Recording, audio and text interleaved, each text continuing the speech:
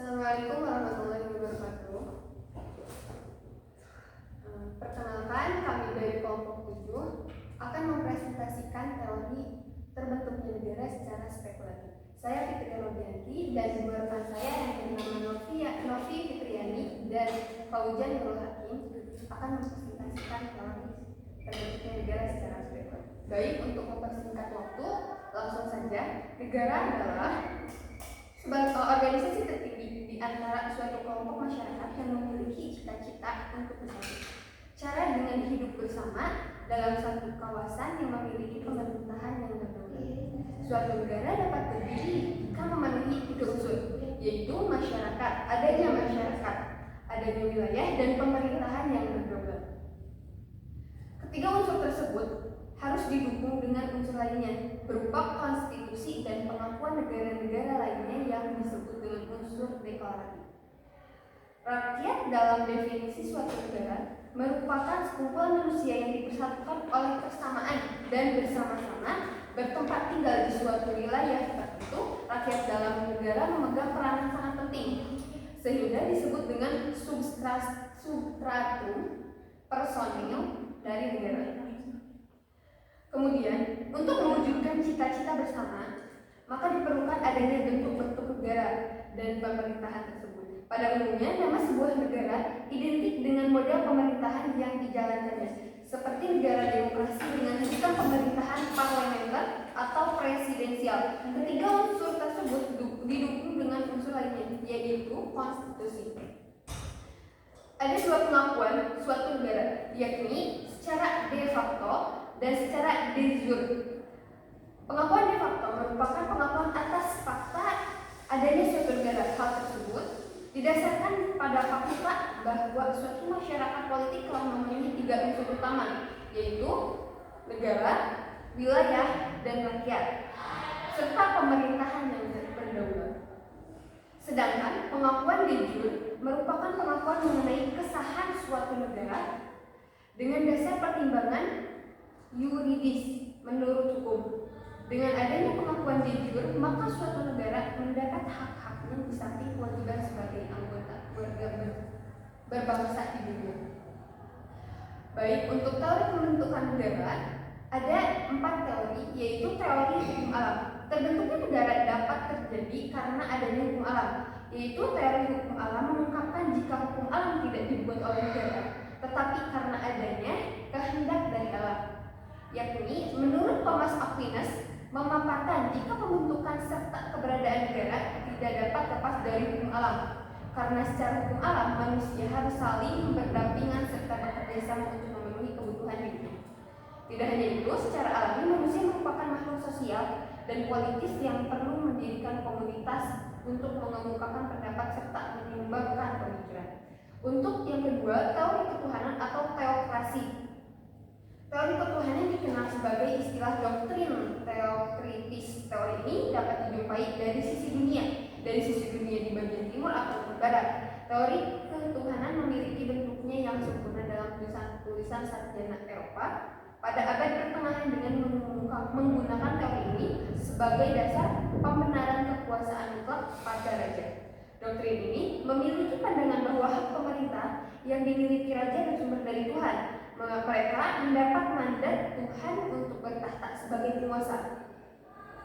Para raja merasa dirinya sebagai wakil Tuhan di dunia yang diberikan tanggung jawab kekuasaan dan mempertanggungjawabkannya hanya kepada Tuhan, bukan manusia. Praktik model kekuasaan seperti ini ditentang oleh kalangan monarkos atau penentang raja.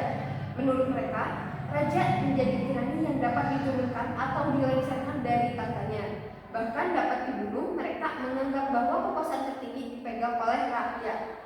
Dalam sejarah tata negara Islam, pandangan teokritis serupa pernah dijalankan raja-raja Muslim sepeninggalnya Nabi Muhammad SAW dengan mengklaim diri mereka sebagai wakil Tuhan atau bayang-bayang Allah di dunia atau Khalifatul Rasyidin.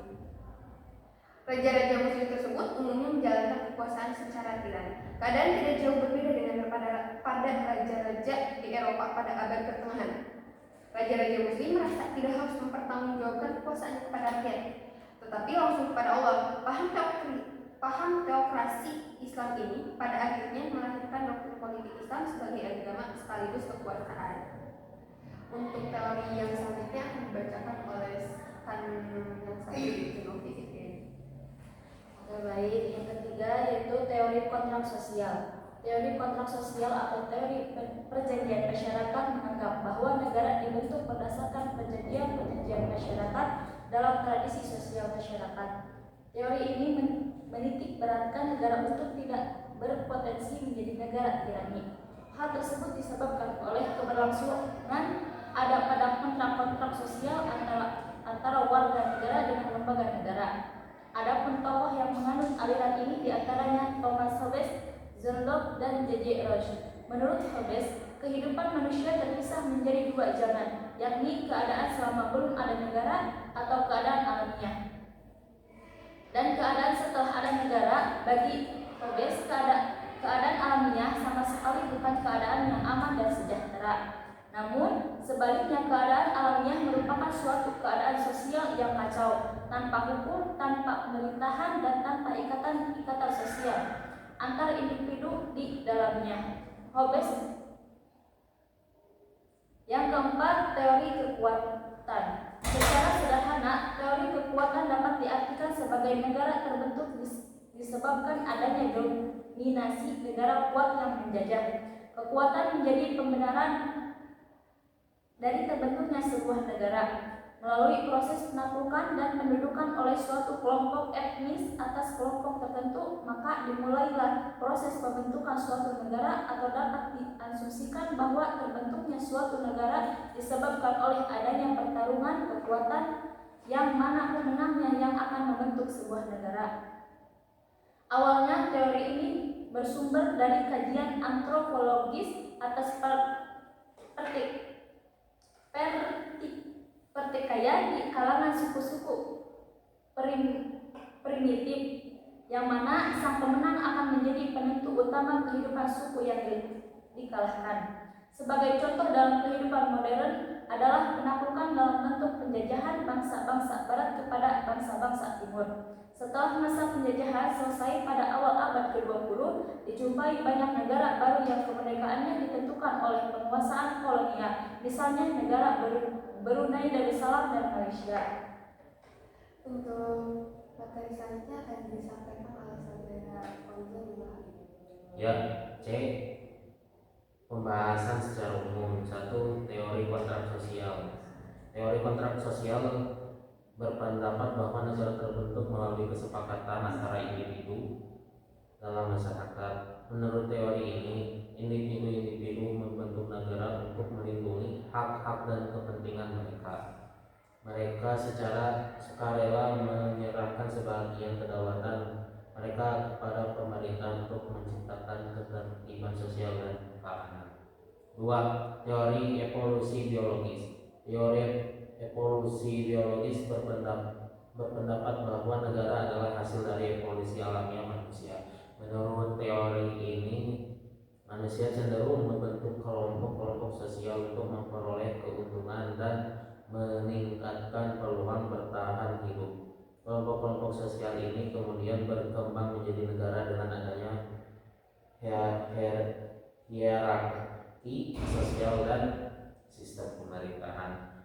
3. Teori kekuatan militer. Teori kekuatan militer berpendapat bahwa negara terbentuk melalui dominasi dan kekuasaan militer. Menurut teori ini, negara muncul ketika sekelompok individu atau kelompok militer berhasil menguasai wilayah tertentu dan memaksa masyarakat untuk tunduk pada pemerintah mereka. 4. Teori fungsionalisme. Teori fungsionalisme berpendapat bahwa negara terbentuk untuk memenuhi kebutuhan dan fungsi masyarakat. Negara berperan dalam menjaga ketertiban, memberikan keadilan, dan melindungi hak-hak masyarakat. Menurut teori ini, negara terbentuk sebagai konsekuensi dan kebutuhan masyarakat akan pemerintahan yang efektif. Baik, untuk penutup atau kesimpulan, teori terbentuknya negara secara spekulatif memberikan wawasan tentang asal mula dan pembenaran eksistensi negara. teori ketuhanan, perjanjian masyarakat, kekuasaan, dan hukum alam masing-masing memiliki implikasi yang berbeda dalam pembentukan dan pengaturan negara. Memahami teori-teori ini membantu kita dalam memahami dasar-dasar filosofis dan konseptual dan negara modern. Baik, mungkin hanya itu yang dapat kami sampaikan. Kurang lebihnya mohon dimaafkan. Wassalamualaikum warahmatullahi wabarakatuh.